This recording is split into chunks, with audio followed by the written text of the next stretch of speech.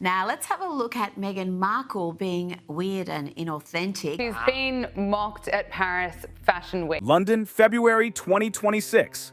A royal drama exploded over something that looked small but hit big, a handbag. Not just any bag, but the ultra-exclusive Balenciaga cash crocodile embossed clutch, custom-made and personally commissioned by Zara Tindall, Princess Anne's daughter, for the Women in Equine Leadership Gala. This wasn't just fashion. It was a statement piece meant to show Zara's polished glow-up and her steady rise as a modern royal businesswoman with sharp instincts and quiet power. The clutch was supposed to seal the look, hand-embossed, monogrammed with her initials, reserved privately at Balenciaga London, locked in and ready, then suddenly gone. Just days before her team was set to collect it, the bag disappeared without a trace. Balenciaga issued a stiff apology, blaming a logistical error. No police report, no public drama. Zara kept her face calm in public, but insiders say behind closed doors she was furious. Still, she chose not to blow it up. That should have been the end of it, until Meghan Markle stepped into a private Paris fashion meeting, holding the missing bag. The timing, ruthless. Meghan arrived dressed head to toe in black Balenciaga and walked straight into a Left Bank PR office with Zara's unreleased clutch in her hand. Within 48 hours, internal photos leaked. Quiet panic followed.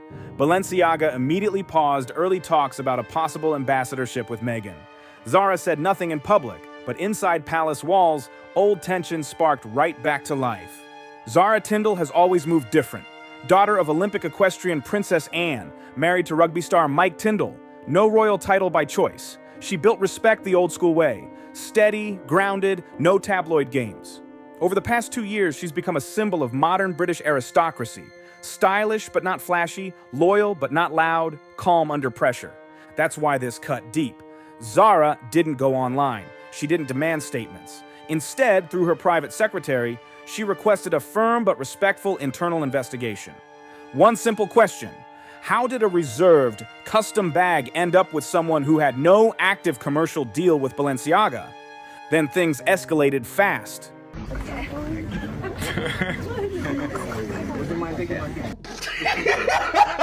Within 24 hours, Meghan's team dropped a glossy teaser for a new fashion concept titled Love with Meghan.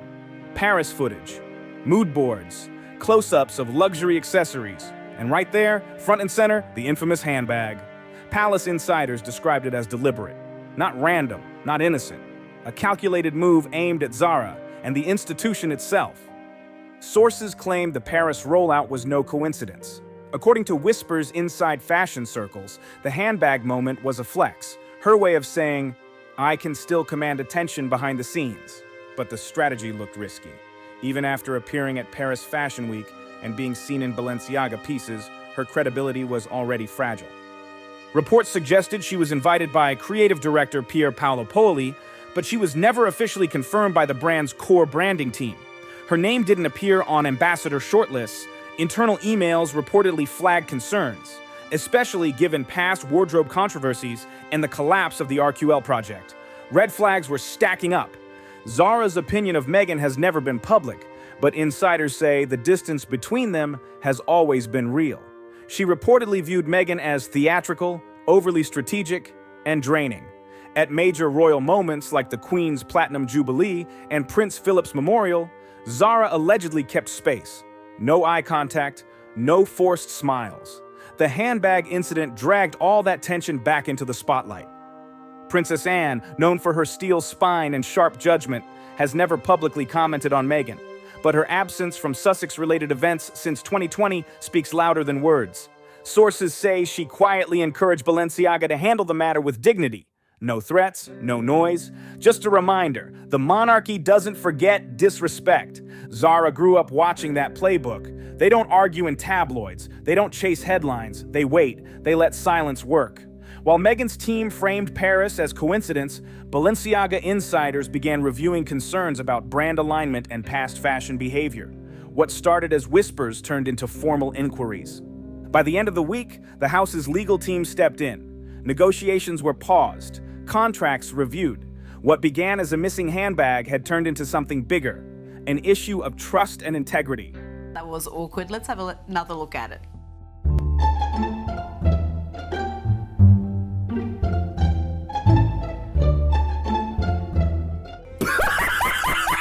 Paris, February 15th, 2026. An email quietly dropped into senior inboxes, but its impact hit like thunder. Balenciaga's senior legal advisor issued an internal memo titled Contractual Freeze, Meghan Markle. Later leaked to fashion insiders, it confirmed that all pending and informal agreements with the Duchess were suspended pending review of product access and brand alignment. No press conference, no official blast, just cold, calculated silence. Meghan Markle, once rumored to front a luxury sustainability campaign, was quietly removed from consideration.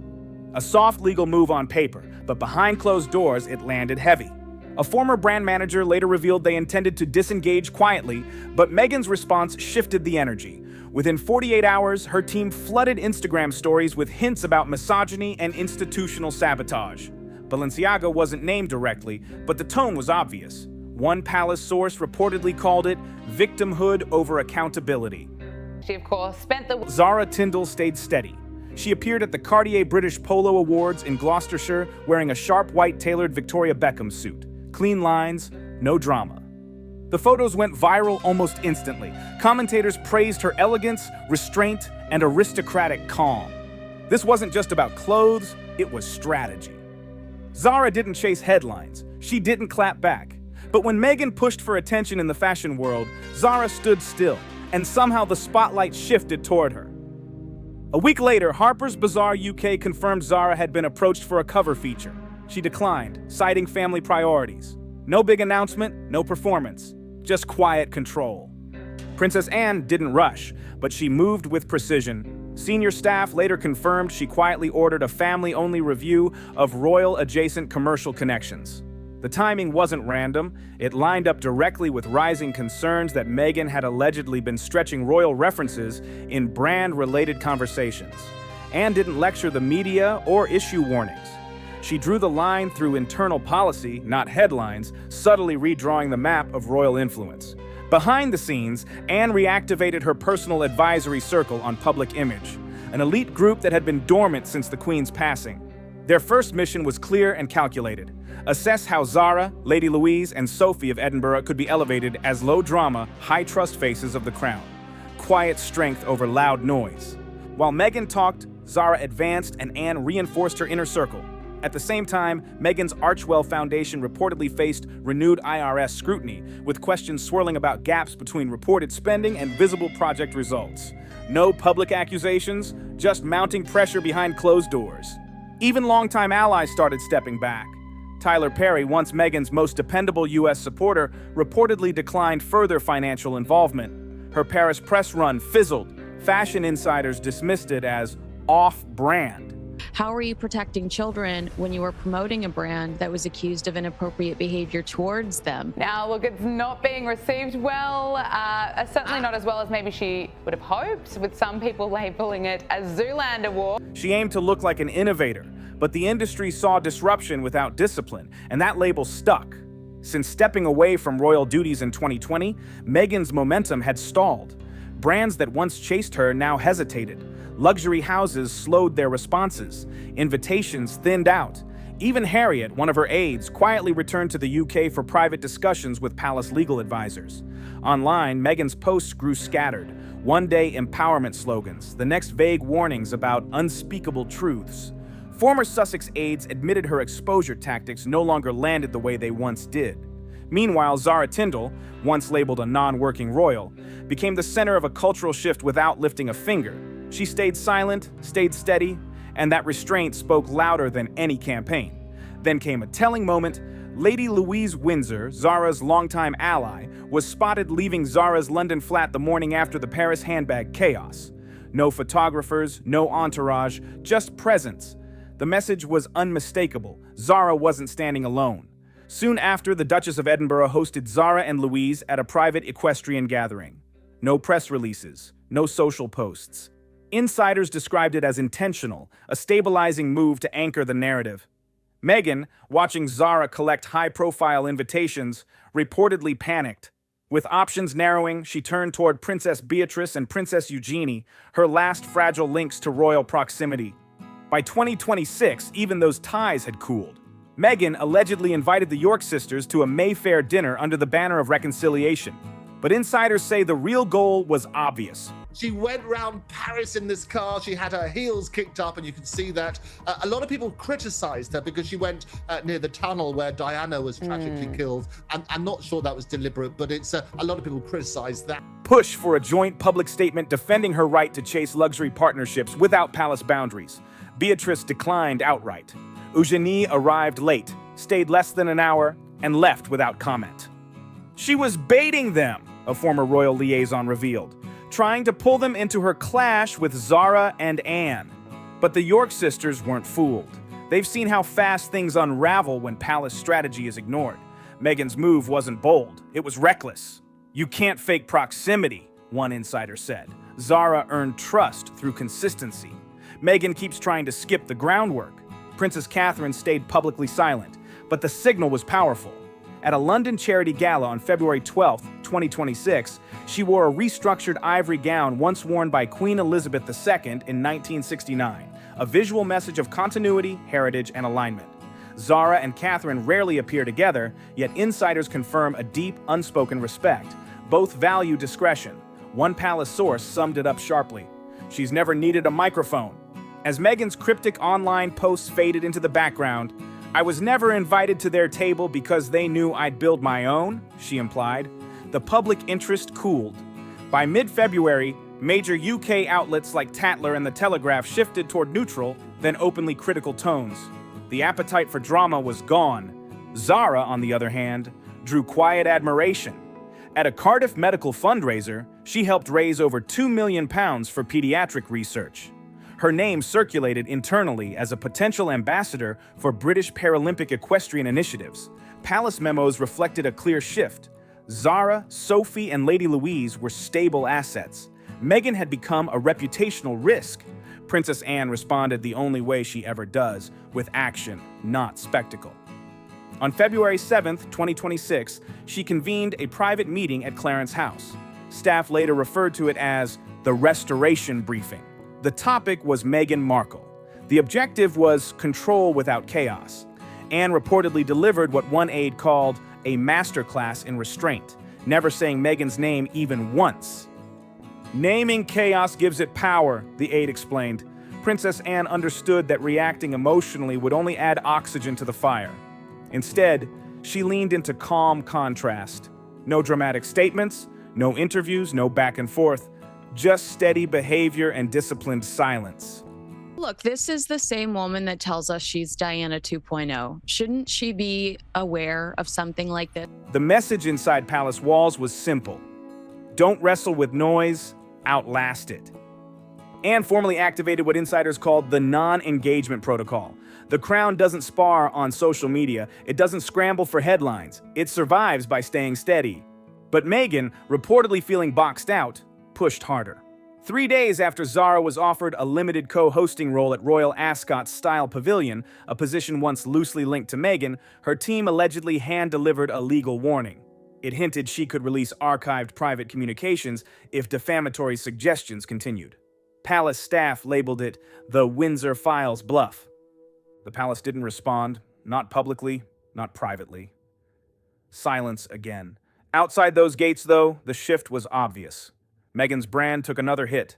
Several European luxury houses quietly stepped back from early-stage conversations. Chanel spotlighted Zara's equestrian capsule instead of entertaining Meghan talks. Dior and Burberry reportedly cooled prior discussions after internal review and stylist-related pressure concerns. Doors weren't slamming, but they weren't opening either.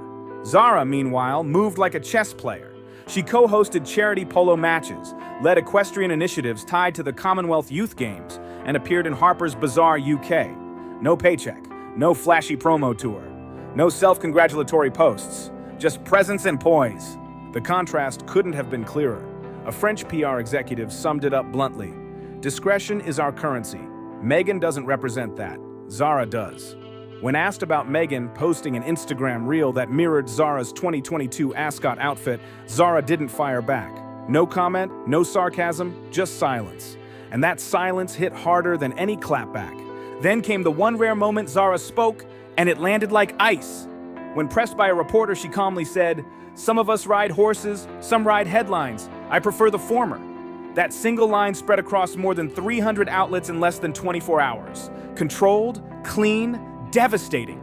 Even insiders say Princess Anne gave a subtle nod of approval by late February. Behind the scenes, Archwell faced mounting pressure. 2 directors stepped down, a major investor reportedly withdrew from a proposed educational streaming partnership, Netflix slowed new development talks, momentum stalled fast. Sensing the shift, Meghan pivoted publicly, leaning into wellness messaging and women's empowerment branding. In podcast interviews, she suggested certain royal figures felt threatened by outspoken women. Observers interpreted it as a pointed remark toward Zara.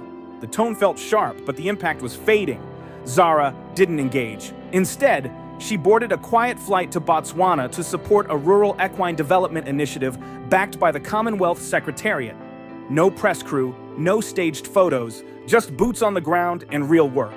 Palace insiders highlighted the contrast again, one figure pushing hard for relevance, another earning it without noise. By late February, Meghan's carefully managed image showed visible cracks. The victim narrative no longer dominated coverage. Each attempt to regain center stage ran into the same wall: calm, disciplined royal restraint. Well, I think you've got to get the princess pout, don't you? You've got to work on that. Brilliant Ben Stiller movie and those glorious moments as they strut their stuff, all sorts of things. And people come with their own prejudices about the megalomania, as I call it each time. At the core stood Zara Tindall and Princess Anne. No shouting, no spectacle, just silence, strategy, and stability holding the line. On February 22nd, Meghan appeared on the US podcast Undaunted. The teaser had her signature style: soft metaphors, smooth delivery, carefully measured frustration. But behind the curtain, things weren't so polished. Sources claimed she rewrote her talking points 3 separate times and insisted on total editorial control. Producers later hinted she seemed tense, even overwhelmed. The calm voice on air didn't match the pressure building backstage. While that episode rolled out, Zara was quietly taking over timelines without even trying. A short clip of her helping a disabled young person mount a pony at a Gloucestershire charity event exploded online. No dramatic music, no staged angles, just patience and kindness. At a Commonwealth panel, she said, "We're not above criticism, but we are above collapse." That line spread fast, printed on tote bags, quoted on blogs, reposted across platforms. No big campaign, just organic momentum. Commentators started calling Zara the aristocratic face of quiet luxury. TikTok creators broke down her equestrian style in detail. Heirloom brooches, clean tailoring, classic cuts that never begged for attention. Timeless, not trendy. When a supporter asked how she handled pressure without spiraling into drama, her team posted one simple line: "I grew up in a house where horses had more tantrums than humans." It trended for days. Then came February 24th. Princess Anne sent Meghan a private letter. No press release, no leak, just a direct courier to Montecito. Insiders described the tone as firm but composed. The message? Royal standing is built in the quiet spaces between headlines, in endurance, not performance. Anne reportedly encouraged her to choose legacy over leverage. There was no public reply.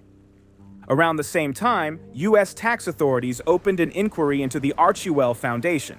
Allegations reportedly included questionable travel expense classifications, donor transparency concerns, and inflated public relations budgets. Meghan's legal team issued a broad statement, but behind the scenes, anxiety rose fast. Former staff members were contacted. Financial records were requested. London advisors quietly prepared for reputational distancing. Zara stayed out of it completely. When asked if she planned to address tensions surrounding Meghan, she calmly said, "If you know what you're doing, you don't have to explain what you didn't do." Short, clean, final. Princess Anne coordinated closely with royal legal counsel to keep the monarchy insulated from any legal fallout. Containment without confrontation. Meanwhile, paparazzi photographed Meghan alone at a Los Angeles cafe, her reflection caught in the window glass. Commentators drew their own narratives. Once a duchess, now navigating isolation. Fair or not, perception had shifted. Back in the UK, Zara barely reacted. She had just returned from a 3-day veterinary research conference and was preparing for a royal military charity gala. Stepping out of her car in a navy cape coat pinned with a sapphire brooch, she looked steady as ever. A reporter shouted, "Any words for Meghan?" Zara offered a faint smile and kept walking. No comment. The crowd applauded anyway. And then came the quiet twist no one saw coming. Under a light London drizzle, Zara Tindall walked through wrought iron gates, not as an Olympian, not as a granddaughter of a queen, but as the newly appointed special envoy for heritage and sport. The position had been created to honor her decades of Commonwealth involvement. No advance notice, no staged reveal. That was Princess Anne's call. Anne reportedly told palace staff to let the moment breathe on its own. No hype needed. She arrived wearing a restored tie once belonging to Prince Philip, a subtle nod to continuity and duty. No speeches, no theatrics, just presence. In a season filled with noise, one side kept talking, the other kept building. Gifted the appointment by her mother, Zara stepped forward beside King Charles, bowed her head, and accepted the title with a steady, unshaken gaze. Also, this is the same town that her mother-in-law passed away in. Prince Harry says it was due to paparazzi, and Meghan's literally chasing these flashbulbs throughout the city. And then, she's 1 mile away in that video from where Princess Diana, had her last breath, lost her life. No grand speech, no dramatic pause, just quiet acceptance of duty.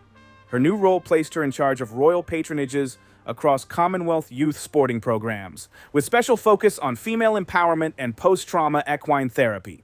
It wasn't flashy work. It was hands-on, long-term, deeply human work. There were no backstage cameras, no styled photo ops, just service. The kind that doesn't trend, but lasts. At the same time, Meghan Markle went live globally with a broadcast titled The Cost of Silence.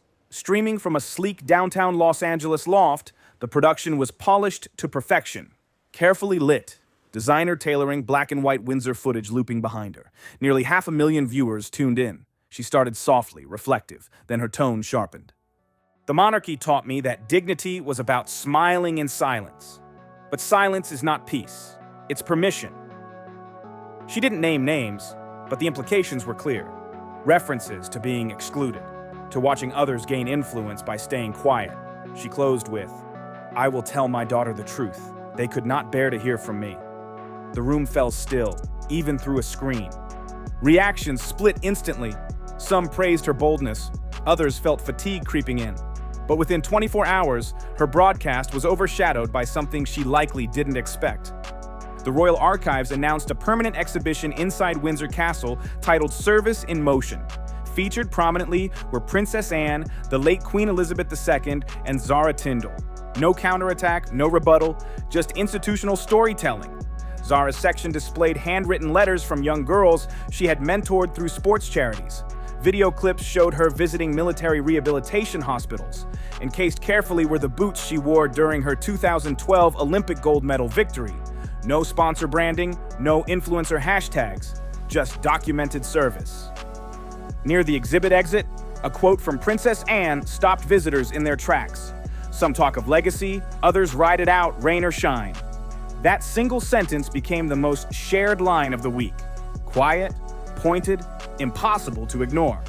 Meanwhile, photographers captured Meghan leaving a Los Angeles legal office, documents tucked under her arm, expression tight.